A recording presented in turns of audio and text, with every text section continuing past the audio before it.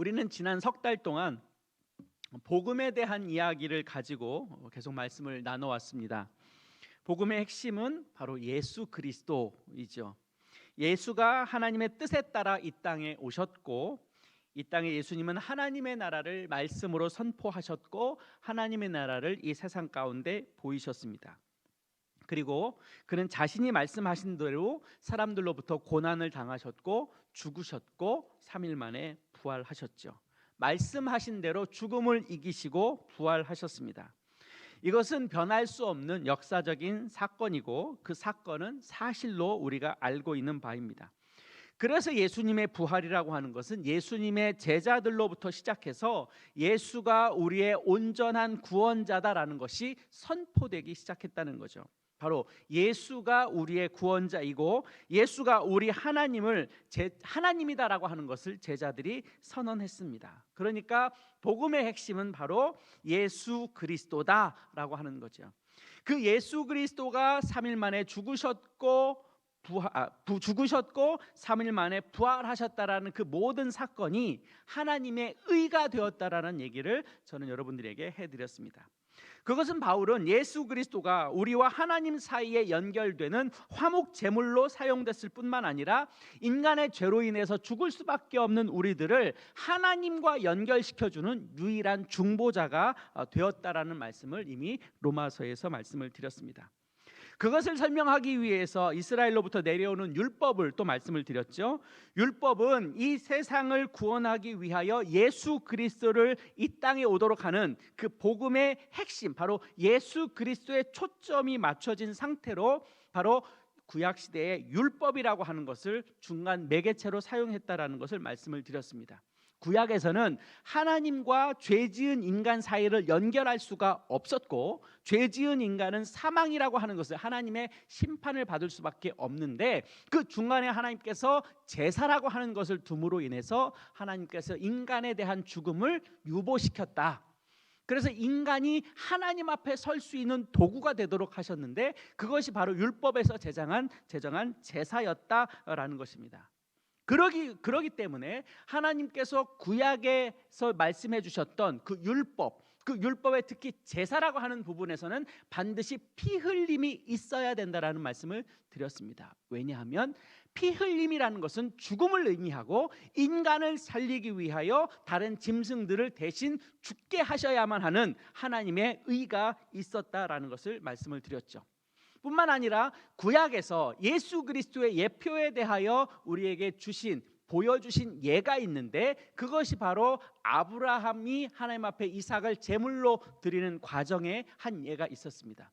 아시는 바와 같이 하나님께서 아브라함으로 하여금 그의 아들 이삭을 제물로 드리라고 하셨죠. 그 말에 대하여 아브라함은 순종하였고, 이삭을 하나님 앞에 제물로 드릴 바로 그때에 하나님께서 이삭을 대신하여 드릴 양을 준비하셨습니다. 그래서 하나님께서 이삭을 건지시면서 그곳에 하나님께서 여호와 이레로 양을 하나님 앞에 잡아 드릴 수 있도록 하나님께서 그것을 우리 가운데 보이셨죠. 또 하나, 하나님께서 이스라엘 백성을 출애굽하기 위하여 이스라엘 백성을 구원하는 과정에서 마지막 10번째 재앙이 있었습니다. 바로의 아들로부터 짐승의 첫 번째 난 첫 새끼까지 모두 장자를 죽이겠다고 하셨던 하나님의 계시의 약속이 있었죠. 그것에 대해서 이스라엘 백성들이 구원을 얻게 되는데, 그때 구원을 얻은 징표가 무엇으로 사용되었느냐면 어린 양의 피였습니다. 어린 양의 피로 인해서 이스라엘 백성은 구원을 얻게 되고 죽음의 심판에서 건짐을 받을 수 있도록 하나님께서 하셨던 거죠. 바로 어린 양의 피였습니다. 그것이 우리가 신약 시대로 넘어오면 예수 그리스도가 흘려야만 했던 그 고결한 피의 예표로서 하나님께서 구약에서 이미 짐승의 피를 흘리게 하신 그것을 우리에게 보여주셨던 거죠. 마찬가지로 하나님께서 때가 되어서 인간을 구원하기 위하여 완벽한 구원의 계획 설계를 하셨는데, 바로 구약의 말씀대로 이 땅에 하나님의 아들을 통한 구원의 계획이었고, 그것을 예수 그리스도를 통해서 얻게 하셨습니다. 하나님께서 인간을 사랑하시되 끝까지 사랑하시는, 그래서 인간으로 하여금 죽음에서 건짐을 받을 수 있고 영원한 형벌에서 노임을 받을 수 있도록 하는 유일한 통로를 바로 만들어 주셨는데, 그것이 바로 예수 그리스도의 죽음으로 인해서 온전하게 된 거죠. 예수님께서 십자가에 달리셔서 그 온 몸에 있는 물과 피를 흘리셔야만 했던 그것이 바로 우리를 향한 하나님의 구원의 사건이며, 그것이 바로 이미 예수님께서 속량이라고 하는 죄의 값을 충분히 지불하였다라고 하는 우리에게 약속의 계시로 전해지게 되었습니다. 그래서 우리의 구원은 예수 그리스도의 죽으심과 부활로 비로소 완성하게 된 거죠. 그러면 이제 우리에게 중요한 문제가 하나가 있습니다. 분명히 예수 그리스도는 우리를 위하여 죽으셨고 부활하셨습니다. 그래서 우리는 영원한 생명을 얻게 되고 영원한 참된 희락을 맛볼 수 있게 되었는데, 그러면 예수 그리스도를 믿음으로 구원을 얻은 자는 어떤 삶을 살아야 하느냐 하는 거예요. 나는 예수 그리스도를 믿었어요. 예수님이 우리를 위하여 죽으셨고 부활하셨고 그분이 우리의 죄에 대하여 속량하셨다라는 것을 내가 믿어요. 그래서 우리는 구원을 받았어요. 오케이. 그러면 구원받은 자로서 나는 어떤 삶을 살아야 하는가? 그 질문을 우리는 마땅히 하여야 하겠죠. 나는 어떤 존재로 살아가야 하는가? 그것에 대하여 2절 말씀을 이렇게 기록하고 있습니다. 우리 2절 말씀을 같이 읽어볼까요? 2장 2절 말씀 시작. 내가 너희 중에서 예수 그리스도와 그가 십자가에 못 박히신 것 외에는 아무것도 알지 아니하기로 작정하였습니다. 사도 바울이 고린도 교회 성도들에게 이 이야기를 하고 있어요. 그것이 바로 예수 그리스도의 십자가를 바라본다. 다른 말로 표현하면 예수 그리스도의 십자가를 내가 알아야 한다. 한번 따라 하실까요? 믿음으로 구원받은 우리는 예수 그리스도의 십자가를 알아야 합니다. 그리스도인에게 있어서 가장 중요한 것이 십자가 복음이에요. 그러니까 그리스도인으로서 십자가를 모르면 말이 되지 않아요. 오늘 본문을 우리가 읽은 본문을 이해하기 위해서는 고린도전서를 기록한 사도 바울이 이 글을 쓰게 되는 그 상황, 그 맥락을 좀 배경을 알 필요가 있어요. 오늘 본문 말씀 3절에는 이렇게 기록이 되죠. 내가 너희 가운데 거할 때에 약하고 두려워하고 심히 떨었노라.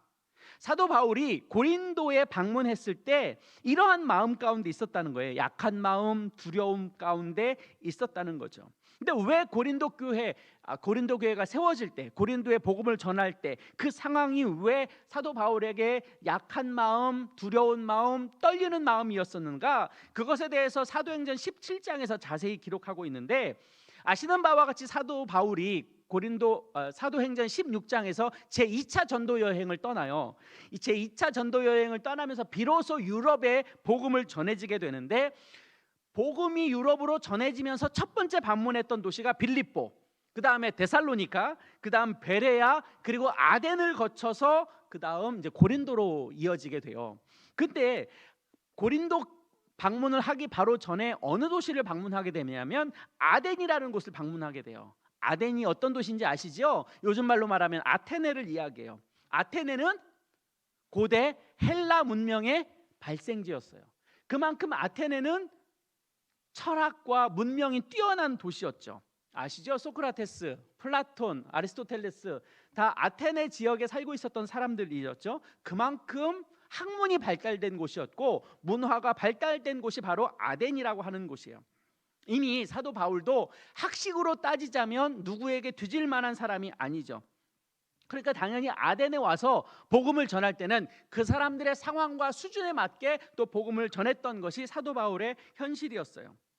이미 아덴이라는 도시가 그런 도시였어요. 철학적인 도시였고 논쟁하기를 좋아하고 서로 토론하기를 좋아하는 도시였어요. 그런 도시를 방문하였는데 사도 바울의 눈에는 이미 우상이 넘쳐나는 도시였다는 거예요. 그건 이미 충분히 우리가 상식적으로 알고 있는 이야기죠. 헬라 문명 가운데 유명한 신화가 있죠. 그리스 신화가 있잖아요.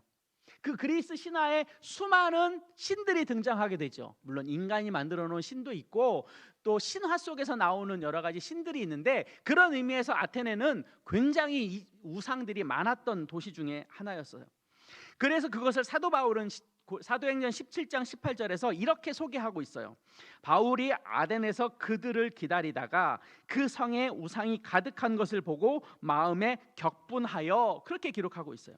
이미 사도 바울의 눈에는 아테네라는 도시가 우상이 꽤 많은 도시였다는 것을 목격하고 있었던 거죠. 그 모습을 바라본 바울은 문명의 중심지였고 철학의 중심지였던 그곳에서 복음을 전하기로 결정을 합니다. 그래서 복음을 전할 때 그 당시 사람들이 살고 있었던 아테네가 사람들이 살고 있는 그 방식으로 논리적이고 또 철학적이고 또 그들이 이해할 수 있는 방식으로 복음을 전하기 시작해요. 그러면서 사도 바울은 이렇게 이야기하죠. 너희들이 알지 못하는 신이 있다, 이렇게 이야기해요. 예수 그리스도를 설명하는 데 있어서. 그래서 17장에서 아테네에서 설교를 하는데 후대 학자들이 그렇게 이야기합니다. 아테네에서 사도 바울이 전했던 그 복음의 내용이 가장 논리적이고 가장 지식적인 설교로 되어 있다. 이것은 후대 학자들이 아테네에서 복음을 전한 사도 바울의 그 내용을 가지고 그렇게 평가를 하고 있었어요. 그런데 사도 바울이 아덴에서 복음을 전할 때 그 아덴에서 복음을 전한 결과가 어땠느냐? 참담한 실패로 끝나게 돼요. 사도 바울은 가는 곳곳마다 복음을 전하고 복음을 전하면서 교회를 세웠어요.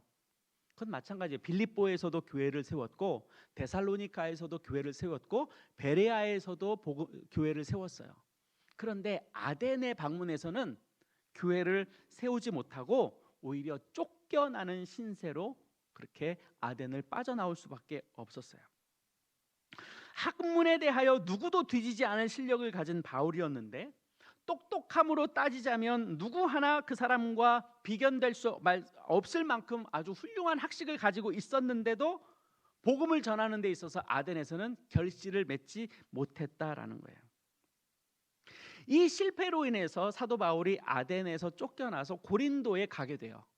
그러니까 사도 바울의 마음 가운데 아덴에서 쫓겨나듯이 복음이 전해졌지만 교회가 세워지지 않은 상태에서 빠져나올 수밖에 없었던 그런 사도 바울의 상황을 생각해 보면 내가 복음을 전했는데 그 복음이 받아들여지지 않은 그 아테네를 바라보면서 용기가 떨어지고 마음이 약해지고 힘이 빠지는 것은 어떻게 보면 당연한 결과였을지 몰라요. 말씀과 성령 그리고 그리스도를 잃어버린 채 지쳐있는 상태가 바로 사도 바울이 고린도를 방문한 그 상태였던 거죠. 그래서 고린도에서 머물면서 바로 복음을 전하지 못해요. 그곳에서 정착하면서 장막 짓는 일을 시작하면서 조금씩 그의 마음을 회복시켜 가는 가운데 있었던 거죠. 그래서 오늘 본문 3절 말씀에 사도 바울이 자신의 소개를 이렇게 하고 있는 거예요. 내가 너희 가운데 거할 때 약하고 두려워하고 심히 떨었다라고 고백하는 그것이 바로 사도 바울의 이런 맥락이 있었기 때문에 그래요. 이렇게 사도 바울이 연약해 있을 때 보다 못하신 주님께서 사도 바울에게 나타나셔서 이렇게 이야기합니다. 그것이 사도행전 18장 9절 10절에 기록되어 있어요. 한번 그 말씀을 보도록 하겠습니다. 자막으로 보셔주시면 됩니다. 밤에 주께서 같이 읽겠습니다. 시작. 밤에 주께서 환상 가운데 바울에게 말씀하시되 두려워하지 말며 침묵하지 말고 말하라. 내가 너와 함께 있음에 어떤 사람도 너를 대적하여 해롭게 할 자가 없을 것이니 이는 이 성 중에 내 백성이 많음이라 하시더라. 사도 바울이 너무 낙심해서 겨우겨우 그냥 허덕이면서 살아가고 있으니까 하나님께서 나타나셔서 사도 바울에게 이렇게 이야기를 하신 거예요.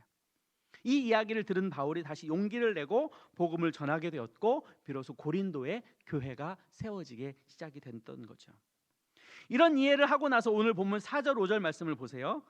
내 말과 내 전도함이 설득력 있는 지혜의 말로 하지 아니하고 다만 성령의 나타나심과 능력으로 하여 너희 믿음이 사람의 지혜에 있지 아니하고 다만 하나님의 능력에 있게 하려 하였노라. 사도 바울이 그렇게 고백합니다. 사도 바울이 아덴에서 복음을 전할 때는 자신이 가지고 있는 학식, 지혜를 가지고 복음을 전했어요. 아주 논리 정연한 말로 복음을 전했어요. 그러나 사실상 아덴에서의 복음 전파는 실패가 되고 말았죠. 그렇게 사도 바울이 고백했어요. 내 말과 내 전도함과 나의 설득력 있는 지혜의 말로 전한 복음에는 능력이 나타나지 않았다. 자기 스스로 그렇게 고백을 하고 있는 거죠. 대신 성령의 나타나심, 성령의 능력, 사람의 지혜가 아닌 하나님의 지혜로만이 복음의 능력이 나타난다고 그렇게 고백하고 있는 거예요. 이것은 사도 바울이 실질적인 사역의 현장 가운데 터득했던 진리였던 거죠. 우리가 알고 있는 신앙의 선배들 가운데 바울만큼 학식이 있고 지혜가 뛰어나고 능력 있는 자는 별로 없습니다. 이것은 그 후에도 마찬가지입니다. 하나님 앞에 쓰임 받았던 사도들을 생각해 봐도 바울만큼 그렇게 현저하게 능력 있게 그의 사역이 나타냈던 사람들이 그렇게 별로 없어요. 학문적으로나 학문의 체계로 보면 기독교를 설명하는 데 있어서 바울만큼 뛰어난 사람이 별로 없을 정도로 사도 바울은 굉장한 능력과 지혜를 가진 사람인 것은 분명해요. 그런데 사도 바울은 그것이 나의 능력을 통해서가 아니라 하나님의 능력이었다라고 그렇게 고백을 해요. 성령의 능력이었다고 고백을 해요. 이것은 사실 우리의 삶에도 그대로 나타나는 것들이 꽤 많아요. 여러분들의 삶 가운데 다양한 방식으로 우리의 삶을 계획하고 도전하고 꿈을 꾸잖아요. 그런데 우리의 계획대로 우리의 삶이 잘 열려지던가요?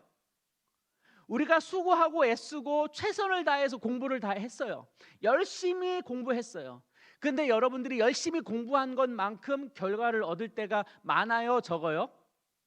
1시간 공부하면 그 1시간에 공부한 만큼 우리에게 지식으로 남는 경우가 많던가요? 아니면 1시간 공부해도 우리의 기억에 별로 안 남는 경우가 많던가요? 1시간 공부한 것이 기억이 그대로 남는다면 우리가 처음부터 끝까지 책을 다 읽으면 책에 있는 내용이 다 기억이 돼야 되는데 그래요, 안 그래요? 안 그러잖아요. 우리가 아무리 우리의 인생을 놓고 계획하고 설계하고 준비하고 머리를 짜내고 애쓴다 하더라도 대부분 우리의 삶에서 우리가 기대하고 소득의 성과를 얻고 싶어하는 그 결과를 얻지를 못해요. 우리의 관계도 마찬가지예요. 내가 누군가와 좋은 관계를 맺고 싶어요. 근데 그 사람과 내가 애를 써요. 애를 쓰면 애를 쓴 것만큼 결과가 나와야 되는데 내가 수고하고 애쓴 것에 비해서 그 사람과의 관계가 좋아지지 않을 경우도 꽤 많이 있어요. 계획은 우리의 최선을 다해서 준비하고 애를 쓰지만 그 결과는 우리에게 동일하게 다가오지는 않아요. 훨씬 더 우리는 더 아픈 것들을 경험하게 돼요. 이것이 우리의 현실이에요. 이건 사도 바울도 동일하게 경험했던 거죠. 우리가 아무리 근심해도 우리가 아무리 애를 써도 우리가 원하는 것만큼 결과를 얻지 못해요. 그런데 그 반대의 경우도 있어요. 내가 수고하고 애쓰지 않았는데 때에 따라서 우리에게 엄청난 은혜와 엄청난 베니핏으로 다가오는 경우들이 있어요, 없어요?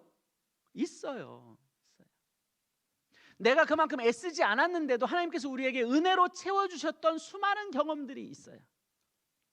그 중에 하나가 바로 우리의 구원도 그런 거죠. 우리가 뭔가를 한 게 하나도 없어요. 예수님께서 이미 그 모든 것을 결정하시고 선택하셨고 하나님께서 예수 그리스도를 통하여 가기를 원하셨던 그 길을 예수님께서 따라갔지 우리가 그 길을 따라간 적이 없어요.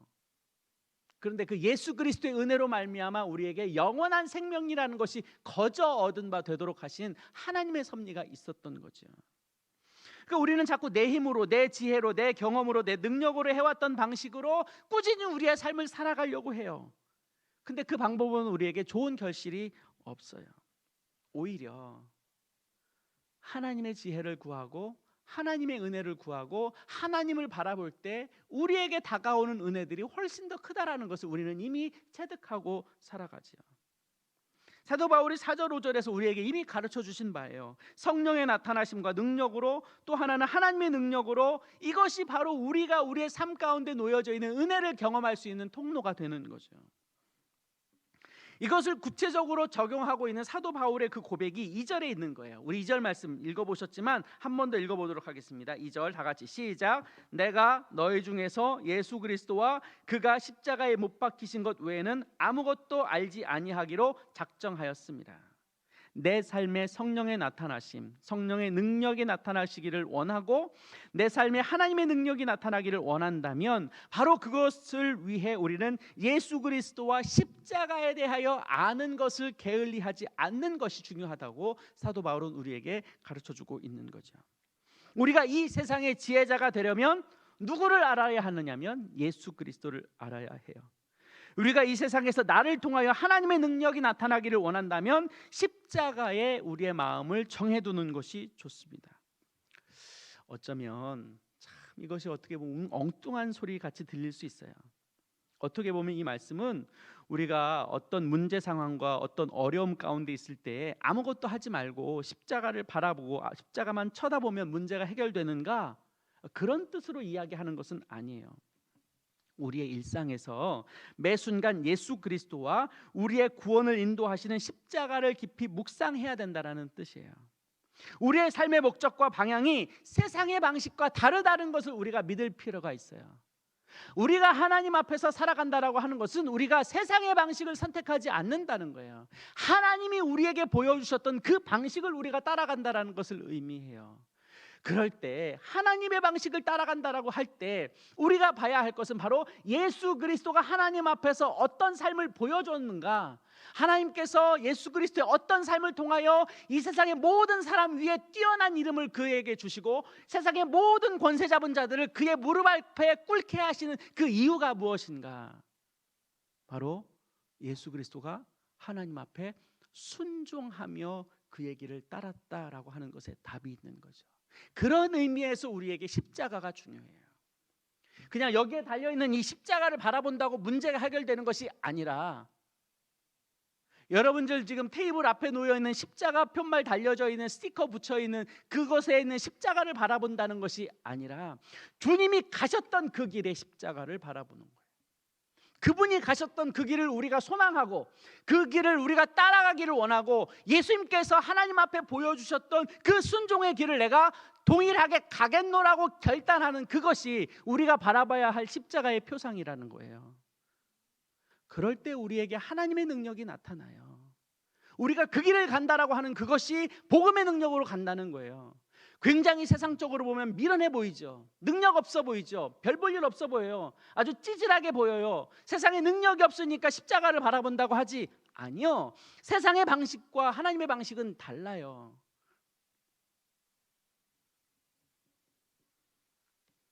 인류를 구원하셨던 그 길이에요. 그 길이 대수롭지 않은 길이 결코 아닙니다.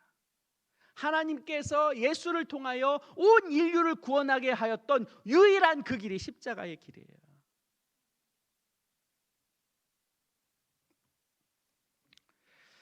수많은 믿음의 선배들이 그 길을 갔어요.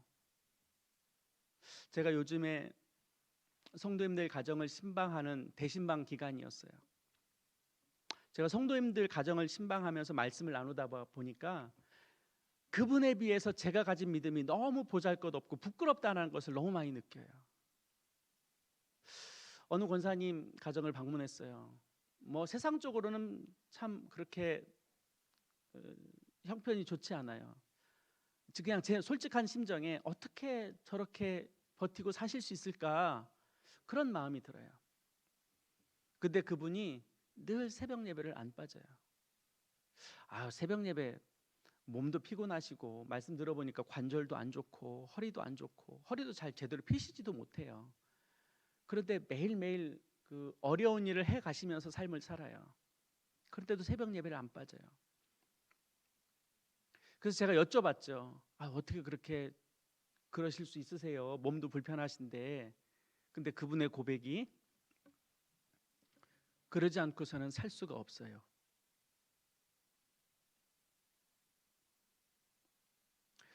그 말을 듣는데 제가 너무 부끄러웠어요.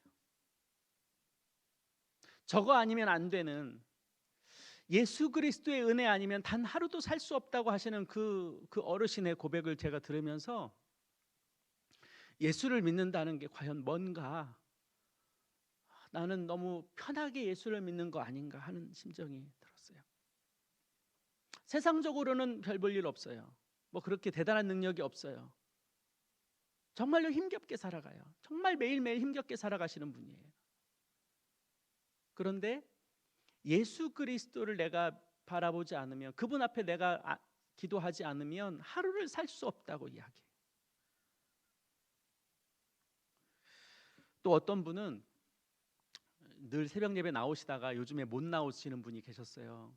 그 제가 많이 편찮으시죠? 무릎이 편찮으셔가지고 무릎이 불편해서 걸을 수가 없다고, 그래서 새벽 예배를 못 나가고 있다고 그렇게 이야기하시면서 한마디 더 하시더라고요. 너무너무 힘들대요. 너무너무 속상하대요. 무릎이 편찮으셔서요? 아니요. 교회에 못 와서, 하나님 앞에 예배를 못 드려서. 제가 그분들을 뵈면서 교회가 그분들 때문에 있구나 생각이 들었어요. 그냥 할머니예요.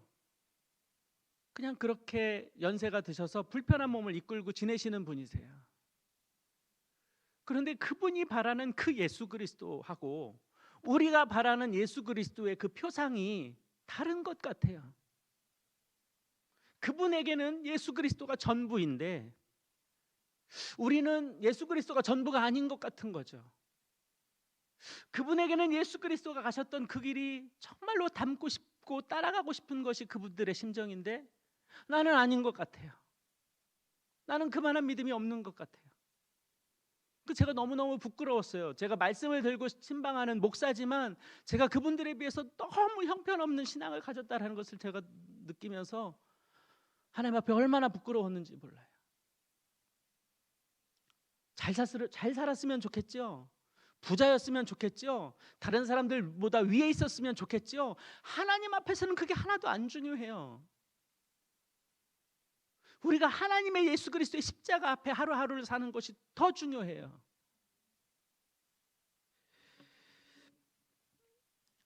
어떤 청년을 만난 적이 있습니다. 제가 왜 그렇게 열심히 아르바이트 하느냐고 물어본 적이 있어요. 꽤 오래전 이야기예요.